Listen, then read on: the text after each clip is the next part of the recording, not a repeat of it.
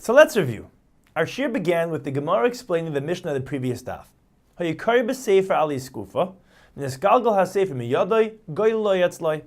If a person was reading from a scroll on the threshold of his house, and the scroll rolled outside, he can roll it back in. As Rashi writes, Kol svarim ha'asuin b'mei rishonim, asuin b'glila k'sefer Torah shalonim. In those days, the times of Chazal, all svarim were written on a scroll like our Sefer Torah. Hayis skufa heichadami. The Gemara offers three approaches. Rabbi Yehuda suggests that the threshold is a Rishus HaYachid. It is 4 by 4 tefachim wide and 10 tefachim high, and the sefer rolled into the Rishus HaRab in front of it. The Gemara points out that rolling the scroll back would not be an Issa D'Oraisa, because only part of it is outside in the Rishus HaRabim, and part of it remained in his hand, in the Rishus HaYachid. However, it is an Issa D'Rabbanan because of Gzeira. Dilma nafal v'asi l'asuye. It might fall out of his hand. Once the entire scroll is in the Rishus HaRabim, it would be an Issa D'Oraisa to bring it back into the Rishus HaYachid. The Reisha of the Mishnah holds, like Reb Shimon, that we waive the Issa D'Rabbanan in order to protect the dignity of the sefer. Rabbah holds that even Rabbi Yehuda, who in the case of the sefer dangling from the roof, only allows rolling it back, the sefer, if it is off the ground, but not on the ground, would agree in the case of iskufa hanedreses, a threshold that is stepped on a lot, which is a greater bizayin of the sefer than hanging from the roof. Abaye suggests, Hacha be'iskufa karmelis. We're speaking of a case where the threshold is a karmelis. It is less than 10 tefachim high, with the Rishus HaRabim in front of it, where even bringing the entire sefer from the street to the threshold would not be an Issa D'Oraisa. Therefore, Toich Arba Amas Gadol Lo Yatzlai. If the sefer is within Dalet Amas, he may roll it back, because we waive an Issa D'Rabbanan where it would not lead to an Issa D'Oraisa. Chutz la'arba, haifchei aliksav. If it is further than Dalet Amas, he may not roll it back, because we do not waive an Issa D'Rabbanan where it could lead to an Issa D'Oraisa. If the entire scroll were to fall out of his hand, bringing it back would be maver Dalet Amas b'Rishus HaRabim.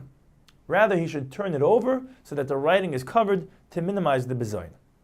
The Gemara asks that there is still a concern that he might violate an Issa D'Oraisa by bringing it back from the Rishus HaRabim into the house, the Rishus HaYachid, through the threshold, a karmelis. The Gemara offers three answers. Hachamayaskinan be'iskufa arucha. The threshold is so long that he will remember not to bring it all the way back into the house before he gets through it. Even if it is not a long threshold, Stam Kisvei HaKodesh iyun me'ayin b'hu umanach lu. People usually stop to read a bit from the Kisvei HaKodesh before putting them away, which he would probably do on the threshold, breaking up the act of carrying into two acts from Rishus HaRabim to the Karmelis, from a Karmelis to Rishus HaYachid, no longer an Issa D'Oraisa. If we need to be concerned that he might do the reading outside and then proceed from Rishus HaRabim to Rishus HaYachid without stopping, we must interpret the Mishnah as following the opinion of Ben Azai. The Amar Mahalach Ka'imedami. While walking, one is considered to have come to a momentary stop between each step, when both feet are on the ground simultaneously. Therefore, each step is viewed as a hanacha, placing down, and a new akira, lifting. In our case, while walking through the iskufa, he's considered to have stopped on the iskufa, a karmelis, making it two separate acts of Isser D'Rabbanan, not Isser D'Oraisa. There is also no concern that he will throw it straight from the Rishus HaRabim into the Rishus HaYachid, because Ein Mezarkin Kisvei HaKodesh. It is usher to throw holy books. The Mishnah continues.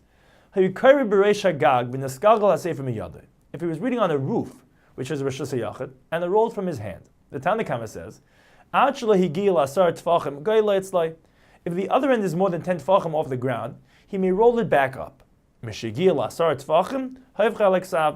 it is within 10 tefachim of the ground, he may not roll it back up, and he should turn it over face down.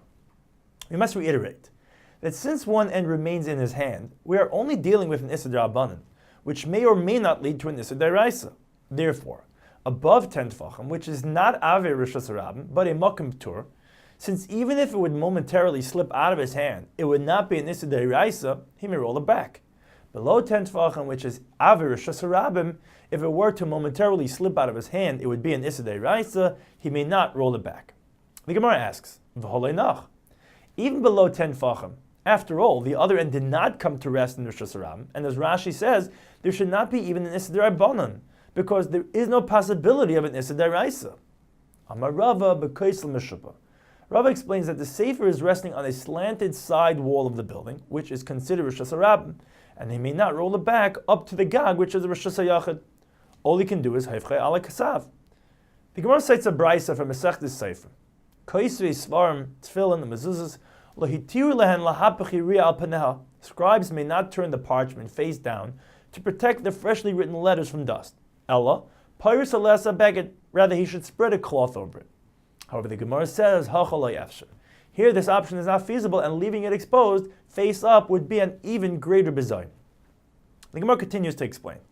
Rabbi Yehuda actually agrees with the Tanakam in the case of kaisel meshupah, because there was a hanacha.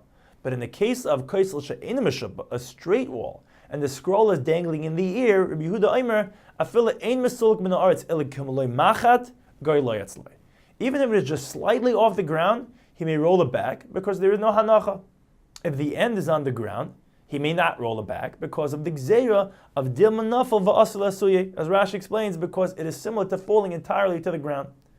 Reb Shimon Omer, afila ba'aretz atzmai goy lo yatzloi. Reb Shimon holds that even if the other end is on the ground, he can roll it back because ein lecha davar mishum shvus oimed b'fnei kisvei hakodesh. Even the Issa D'Rabbanan that could lead to an Issa D'Oraisa is waived in order to protect the dignity of holy svarim. Dr. Mishnah, Ziz shalifnei chaloin, noish nalav v'noit lemimenu b'Shabbos. One may transfer things between his house and the window ledge on Shabbos. The ledge is considered Rishus HaYachid. Abai explains that the area under the ledge is Rishus HaRabim, and the Mishnah only allows putting a fragile kalim, such as glasses or earthenware, which we need not be concerned that if they fall off, he will bring them back in, because they're broken. But unbreakable kalim, such as metal, may not be put there out of concern that if they fall off the ledge into the Rishus HaRabim, he will bring them back in. The Brisa says that only a ledge that is 4 tefachim wide may be used.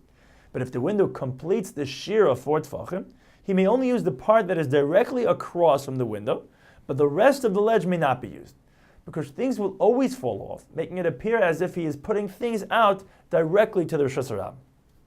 Sak the Mishnah, a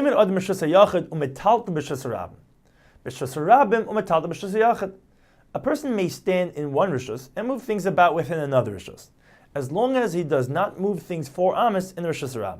Rashi explains, we're not concerned that he might bring the object to himself. However, a person may not stand in one rishus and urinate or spit into another. Also, if saliva collected in his mouth, the Yehuda holds he may not walk Daled Amos Rishus HaRabim without spitting it out, because once collected, it's not considered part of his body.